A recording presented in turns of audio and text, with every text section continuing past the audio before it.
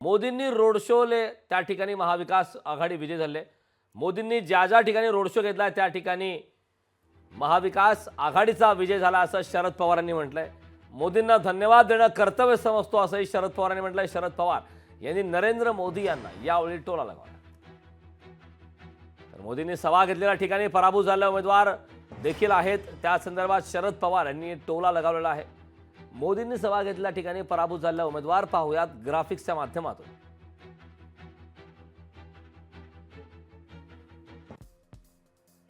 चंद्रपूरमध्ये सुधीर मुनगंटीवार पराभूत झाले आहेत। रामटेकमध्ये राजू पारवे, रामदास तडस वर्ध्यामधून तर महादेव जानकर हे परभणीमधून पराभूत झाले। त्या ठिकाणी पंतप्रधान नरेंद्र मोदी यांची सभा झाली, मात्र महायुतीच्या उमेदवाराला त्या ठिकाणी पराभवाचा सामना करावा लागला। प्रतापराव पाटील चिखलीकर नांदेडमधून, संजय मंडलिक कोल्हापूरमधून, राम सातपुते सोलापूर आणि सुनेत्रा पवार बारामती लोकसभा मतदारसंघातून त्यांचा पराभव झालाय। नरेंद्र मोदी यांची सभा मात्र त्या ठिकाणचे उमेदवार मात्र पराभूत झाले। देशाचे प्रधानमंत्री यांचा आजचा सभा झाला आणि एक रोड शो झाला।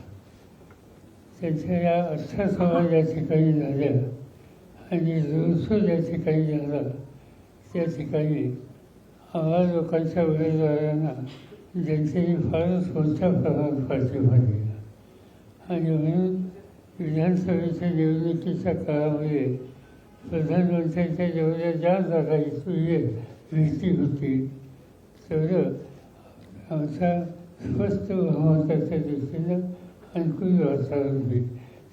त्यामुळं त्यांनाही धन्यवाद देणं हे माझं कर्तव्य समजतो। कर्तव्य समजतो शरद पवार यांनी नरेंद्र मोदींना टोला लगावला। खरं तर आगामी मागच्या झालेल्या लोकसभा निवडणुकांमध्ये महाविकास आघाडीने महाराष्ट्रात मुसंडी मारलेली आहे।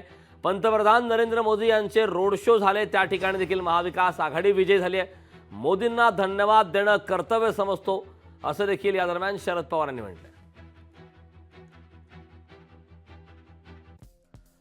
धाराशिव लोकसभा मतदारसंघातून अर्चना पाटील, लातूरमधून सुधाकर शृंगारे, बीडमधून पंकजा मुंडे, अहमदनगरमधून सुजय विखे पाटील हे देखील पराभूत झाले। ज्या ठिकाणी पंतप्रधान नरेंद्र मोदी यांची सभा झाली मात्र तरी देखील महायुतीचे उमेदवार मात्र या ठिकाणी पराभूत झालेत।